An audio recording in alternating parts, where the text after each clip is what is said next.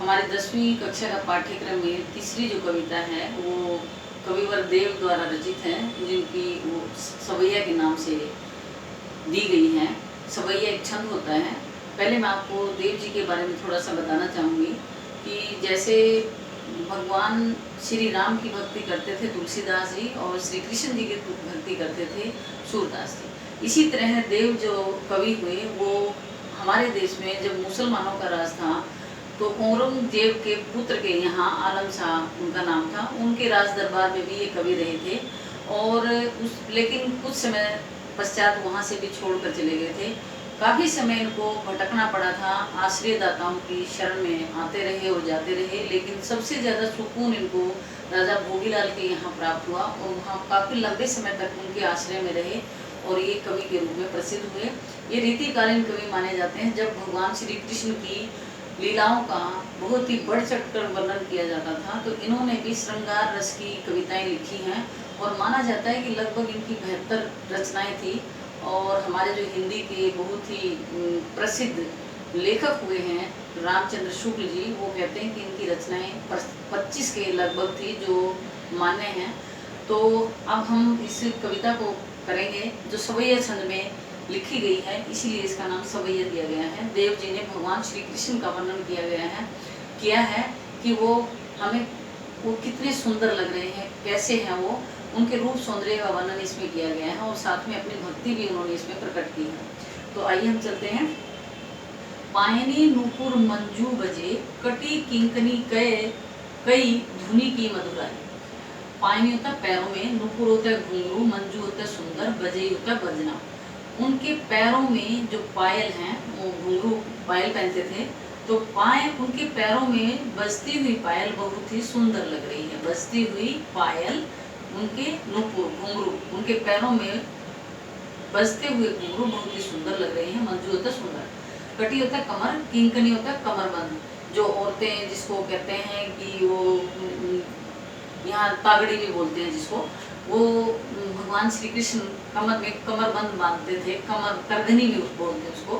के धुनी की मधुराई, उसकी जो धुन है यानी उसकी जो कमरबंद की जो घुंघरू की आवाज़ है, की मधुराई, मधुराई होता है बहुत ही अच्छी लगना। उनके पैरों में तो पायल की घुंघरू की आवाज़ सुंदर लग रही है और कमर पर जो कमरबंद बंधा हुआ है उसकी धुन भी बहुत ही अच्छी लगती है। सांवरे अंग लसे पट पीत, हिये हुलसई वन माल सुहाई। भगवान श्री कृष्ण का रंग सांवला था और सांवरा भी बोलते हैं उनको, सांवरिया भी बोलते हैं, तो इसीलिए वो कह रहे हैं सांवरे अंग, अंग का मतलब शरीर, उनके सांवले शरीर पर लसई होता है सुंदर लगना, पट होता है वस्त्र और पीत होता है पीला, उनके सांवले शरीर पर पीले वस्त्र बहुत ही सुंदर लग रहे हैं।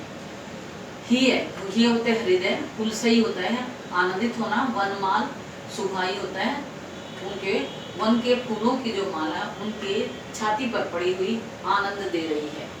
अर्थात जब उनके गले में पड़ी हुई माला हम देखते हैं जो वन के फूलों से बनी हुई है, उनसे वो भी हमें आनंद दे रही है। अब ये मैं दोबारा करती हूँ यहाँ तक। उनके पैरों में बजते हुए घुंघरू बहुत ही सुंदर लग रहे हैं। कमर पर बंधी हुई कमरबंद की जो धुन है, तागड़ी की जो धुन है, वो बहुत ही अच्छी लगती है। उनके सांवले शरीर पर पीले वस्त्र और भी सुंदर लग रहे हैं। उनके हृदय पर, उनके छाती पर पड़ी हुई वन के फूलों की माला हमें आनंद दे रही है, आनंदित कर रही है। आगे क्या है? माथे किरीट बड़े दृढ़ चंचल। माथे किरीट, भगवान श्री कृष्ण मोर के पंखों का मुकुट पहनते थे। बड़े दृढ़ होता है आंखें, बड़ी बड़ी उनकी आंखें हैं। उनके माथे पर मुकुट और उनकी बड़ी बड़ी आंखें चंचलता से भरी हुई हैं, अर्थात वो बहुत ही चंचल मन के थे। वो गोपियों के साथ भी खेलते थे, ग्वालों के साथ भी खेलते थे, और उनकी चंचलता का वर्णन कवि ने किया है कि उनके माथे पर मुकुट और बड़ी बड़ी आंखें बहुत ही चंचलता से भरी हुई हैं। आगे कवि कह रहे हैं मंद हंसी मुख चंद जुनहाई। वो कवि कह रहे हैं मुख चंद होता है चंद्रमा, चंद का मतलब होता है चंद्रमा, मुख जो है उनका चंद्रमा जैसा है, जुनाई होता है चांदनी। उनके मुख पर जो मंद मंद हंसी है, उनके चंद्रमा जैसे मुख पर मंद मंद हंसी चांदनी जैसी फैली हुई है। जैसे चंद्रमा की चांदनी सारे वातावरण को चंद्रमा रोशनी से युक्त कर देती है, तो कवि कह रहे हैं कि उनका जो मुख है वो बहुत बहुत ही सुंदर लग रहा है। उनके मुख पर मंद मंद हंसी चंद्रमा की चांदनी के समान सुंदर लग रही है। जे जग मंदिर दीपक सुंदर, श्री ब्रिज दूल देव सहाय। जय होता है जयकार होना, जग होता है संसार, मंदिर मंदिर और दीपक दीपक, तो इसके दो अर्थ हैं, रूपक अलंकार है यहाँ पर।